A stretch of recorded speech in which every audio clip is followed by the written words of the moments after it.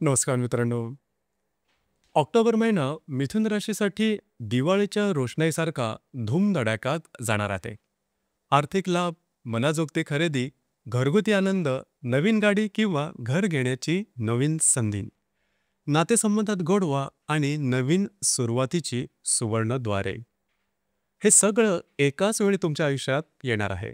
हा महिना तुमच्यासाठी फक्त सणांचं नाही तर भाग्य उजळवणारा आहे. या महिन्याची खासियत अशी आहे की या महिन्यामध्ये 5 जे ग्रह आहेत ते राशी परिवर्तन करणार आहेत. त्याच्यामध्ये गुरुसुद्धा आहेत. आणि सगळ्यात महत्त्वाची गोष्ट म्हणजे हे सर्व ग्रह मिथुन राशीसाठी अतिशय भाग्यशाली असेच असणार आहे किंवा त्याचे शुभ परिणाम हे मिथुन राशीला मिळणार आहेत. ते कसे असतील, कशा प्रकारचे असेल, थोडीशी खुलासेवर चर्चा आपण आता सुरुवात करू. सुरुवातीला आपण चर्चा करू की आपलं जे स्वास्थ्य आहे, मानसिक किंवा शारीरिक, हे नेमकं कशा प्रकारचं राहील. जसं की तुमच्या जर राशीमध्ये गुरु जो ग्रह आहे तो भ्रमण करतो आहे. दिनांक 19 तारखेनंतर हा गुरु तुमच्या द्वितीय स्थानात भ्रमण करणार आहे.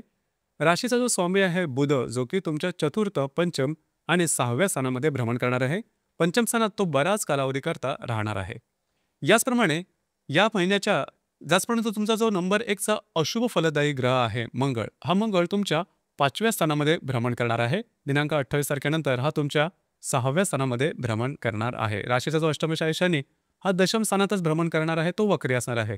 एकंदरीतच सांगायचं झालं तर या संपूर्ण महिन्यामध्ये तुमचं शारीरिक आणि मानसिक स्वास्थ्य अतिशय उत्तम असणार आहे. तसं पाहिलं तरी तुमची जी रास आहे ही आनंदामध्ये राहणारी रास आहे. आणि जीवनामध्ये जे सकारात्मक आहे ते जास्त बघतं. पॉझिटिव्हिटी तुमच्या राशीमध्ये अतिशय चांगली आहे. ती खरं तर दुसऱ्यांनी शिकून घेण्यासारखी सुद्धा आहे. आणि तशाच प्रकारचा अनुभव हा तुम्हाला संपूर्ण महिन्यामध्ये येणार आहे. म्हणजे मुळातच मनाजोगत्या घटना तुमच्यासाठी घडणार आहे. त्यामुळे तुमचा कॉन्फिडन्स खूप चांगला असणार आहे आणि सगळ्यात महत्त्वाचे म्हणजे तुम्हाला नशिबाची साथ या महिन्यामध्ये अतिशय उत्तम असणार आहे. अर्थातच दिवाळीचा महिना येणार आहे आणि तुमची जी रास आहे ही शॉपिंगसाठी तशी थोडी प्रसिद्धच आहे. तर खिशात पैसे असते तर सणांचा हा आनंद वेगळाच असतो आणि खास करून दिवाळी सणांचा. तर थोडंसं आर्थिक संदर्भामध्ये सुद्धा माहिती घेऊ. आर्थिक संदर्भात सांगायचं झालं तर दिनांक 19 तारखेनंतर जो गुरु आहे हा गुरु तुमच्या द्वितीय स्थानामध्ये शुभ अशा स्थानामध्येच भ्रमण करणार आहे. याचप्रमाणे राशीचा जो सप्तमेश आहे शुक्र, जो तुमच्या तृतीय स्थानातून चतुर्थात भ्रमण करणार आहे 10 तारखेला. राशीचा जो अष्टमेश आहे शनी, हा दशमात भ्रमण करतो आहे. आणि राशीचा जो लाभेश आहे मंगळ, हा पंचमातून षष्ठ स्थानामध्ये भ्रमण करणार आहे. अजिबात काळजी करू नका. तुमचे जे सर्व मनोरथ आहेत, तुमची सगळ्या इच्छा आकांक्षा पूर्तीचा हा महिना असणार आहे. आर्थिक संदर्भात उत्तम लाभ मिळणार. तुम्ही खर्चसुद्धा तेवढ्याच धूमधडाक्यात करणार आहात आणि तुमच्या मनाजोगती जे खर्च आहे ते तुम्हाला करता आल्यामुळे तुमचा जो मूड आहे तो खूपच चांगल्या प्रकारचा दिसून येणार आहे. म्हणजे मनामध्ये सगळे जे तुमच्या कल्पना असतील त्या पूर्ण होण्याचा हा जो कालावधी आहे आणि त्याचा अनुभव तुम्हाला अतिशय उत्तम प्रकारे येणार आहे. ज्या व्यक्ती शेअर मार्केटमध्ये ट्रेड करतात त्यांच्यासाठी सुद्धा या कालावधीमध्ये काही चांगले रिटर्न्स तुम्हाला निश्चित मिळणार आहे. गृहसौख्याबद्दल सांगायचं झालं तर राशीचा जो चतुर्थश आहे बुध, हा तुमच्या चतुर्थ, पंचम आणि 6व्या स्थानामध्ये भ्रमण करणार आहे. तर खास करून तिथेच शुक्र सुद्धा येणार आहे आणि रवी सुद्धा असणार आहे. तर एकंदरीत घराचं वातावरण सुद्धा तुम्हाला जसं अपेक्षित आहे तसं असणार आहे. घरातल्या व्यक्तींबरोबरचे नातेसंबंध अतिशय उत्तम असणार आहे. आणि सगळ्यात महत्त्वाचं म्हणजे घरामध्ये काही नवीन चीजवस्तू येणार आहे. मग ती गाडी असेल किंवा काही वस्तू असतील किंवा नवीन घराच्या संदर्भात जरी तुम्ही विचार करत असला तरी सुद्धा हा संपूर्ण कालावधी तुमच्यासाठी अतिशय उत्तम असणार आहे. नवीन खरेदी करू शकता, घर खरेदी करू शकता, घरामध्ये रिनोव्हेट करू शकता. घराच्या संदर्भातले काही नवीन तुम्हाला उपाय वगैरे करायचे असेल ते सुद्धा करू शकता. असलेली वास्तू जर तुम्हाला विकायची असेल तर त्या संदर्भात सुद्धा तुम्हाला काही चांगले अनुभव निश्चित प्रकारे येतील. काळजी करू नका. हा संपूर्ण जो कालावधी आहे हा कालावधी तुमच्यासाठी अतिशय उत्तम असणार आहे. यानंतर जे तुमचं रिलेशनशिप आहे त्या संदर्भात सांगायचं झालं तर राशीचा जो पंचमेश आहे शुक्र, हा तुमच्या तृतीय स्थानामध्ये भ्रमण करतो आहे. दिनांक 10 तारखेनंतर हा चतुर्थात भ्रमण करेल. आणि राशीच्या पंचमामध्ये रवी सुद्धा येणार आहे, बुध सुद्धा असणार आहे आणि मंगळ सुद्धा असणार आहे. थोड्याफार प्रमाणात जर का तुम्ही रिलेशनशिपमध्ये असाल तर तू मेमे ज्याला आपण म्हणतो अशा प्रकारे थोडेसे बुडबुडी दिसतील. त्याचा फारसा मोठा परिणाम तुमच्या एकंदरीतच जे रिलेशनशिप आहे त्यात होणार नाही. पण तो थोड्याफार प्रमाणात जाणवेल. काळजी करू नका. जे रिलेशनशिपमध्ये व्यक्ती आहे त्यांच्यावर कुठे बाहेर फिरला जाण्याचा योग सुद्धा या दरम्यान संभवतो. खास करून ज्या गर्भवती महिला आहेत त्यांनी सुद्धा थोडंसं स्वतःच्या आरोग्याकडे लक्ष देणे गरजेचं राहील. मात्र काळजी करू नका. फारसा काही मोठा त्रास होणार नाही कारण गुरुची दृष्टी ही तुमच्या पंचम स्थानावरती असणार आहे. त्याच्यामुळे तशी काही चिंता करू नका. खास करून ज्या विद्यार्थी वर्ग आहे त्यांच्यासाठी हा संपूर्ण कालावधी अतिशय उत्तम असणार आहे. या संपूर्ण महिन्यामध्ये जर का तुम्हाला नवीन कुठल्या कामाची सुरुवात करायची असेल तर डोळे झाकून करा. म्हणजेच तुम्ही जे काम करा, तुम्ही जे निर्णय घ्या, ते योग्यच असतील आणि त्याला पण नशिबाची साथ काय असते, ते तुम्ही या महिन्यामध्ये निश्चितच अनुभवणार आहात. यानंतर वैवाहिक जीवनाबद्दल सांगायचं झालं, तर तुमच्या राशीचा सप्तमी जो आहे गुरु हा तुमच्याच राशीमध्ये भ्रमण करतो 19 तारखेनंतर. तुमच्या द्वितीय स्थानामध्ये भ्रमण करणार आहे. अर्थात इथे सुद्धा काहीही फारसा त्रास होणार नाही. म्हणजे वैवाहिक जोडीदाराचे नातेसंबंध अतिशय उत्तम असणार आहेत. थोडंसं वैवाहिक जोडीदाराच्या आरोग्याकडे लक्ष देणं गरजेचं आहे. अगदी थोडं, फारसा मोठा त्याचा परिणाम नसेल. मात्र तुमच्या दोघांमधली जी हार्मनी आहे ती इंटॅक्ट राहील, ती जबरदस्त राहील. जे तुमचं कार्यक्षेत्र आहे त्या संदर्भात सांगायचं झालं तर थोडंफार तुम्हाला वाटेल की आपण थोडंसं जास्तच काम करतोय, कारण तुमच्या राशीला अंगमेहनत आली की थोडंसं नको नकोसं होतं. तसा थोडाफार अनुभव येईल, परंतु काही टोकाच्या वगैरे गोष्टी होणार नाही. त्याच्यामुळे तशी काय काळजी करू नका, कारण 19 तारखेला जो गुरु तुमच्या द्वितीय स्थानामध्ये भ्रमण करणार आहे तो नवम दृष्टीने तुमच्या 10व्या स्थानाला पाहणार आहे. त्याच्यामुळे त्याची काळजी करू नका आणि उलट पक्षी येणाऱ्या जवळजवळ 1.5 ते 2 महिन्याच्या कालावधीमध्ये तुमचं जे काही कार्यक्षेत्र असेल त्या संदर्भातल्या तुम्हाला उत्तम संधी मिळणार आहे. जरूर त्याचा तुम्ही विचार करू शकता किंवा जरूर त्याचा लाभ घेऊ शकता. त्याच्या संदर्भात गोष्टी तुमच्या बाबतीमध्ये अतिशय उत्तम प्रकारे होतील. अजिबात काळजी करू नका. आता हे सर्व काही अतिशय उत्तम आहे.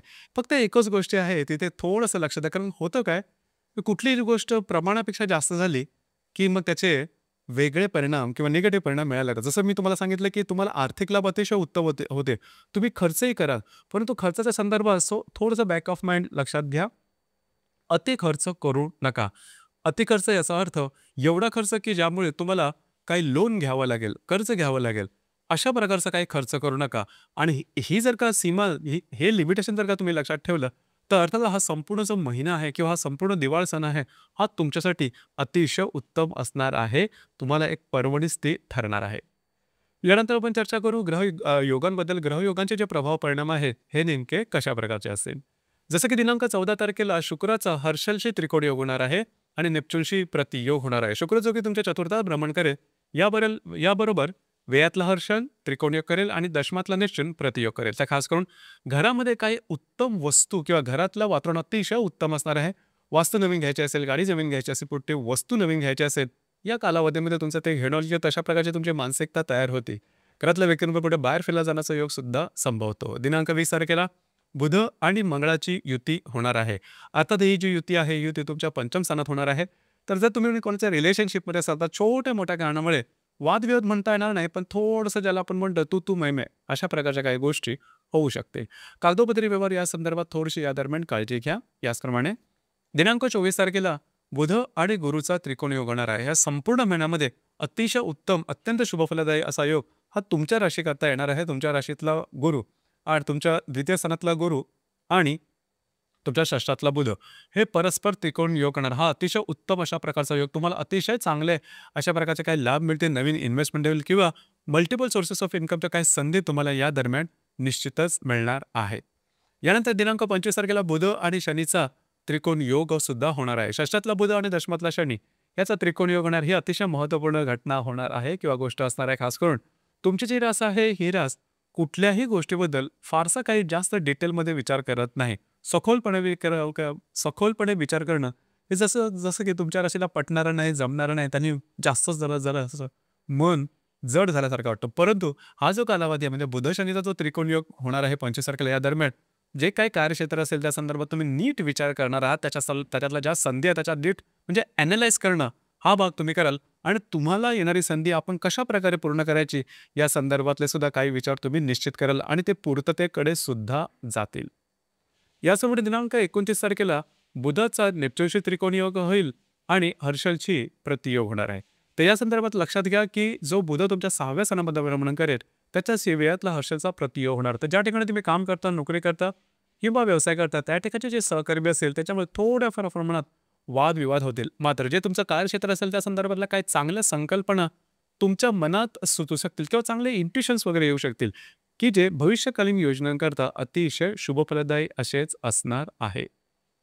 याचप्रमाणे या महिन्यातली जी पौर्णिमा आहे ती कोजागिरी पौर्णिमा असणार आहे दिनांक 7 तारखेला आणि जी अमावस्या आहे लक्ष्मीपूजनाचा दिवस तो असणार आहे दिनांक 21 तारखेला. जरी या दिवशी काही चांगले कालावधी असेल किंवा तरी सुद्धा पौर्णिमा आणि अमावस्या हे स्वतःचं अस्तित्व दाखवतातच. यालाच अनुसरून या दोन्ही दिवशी म्हणजे दिनांक 7 तारखेला किंवा 21 तारखेला कुठल्याही प्रकारचे नवीन निर्णय मात्र घेऊ नका. वादविवादात जाऊ नका.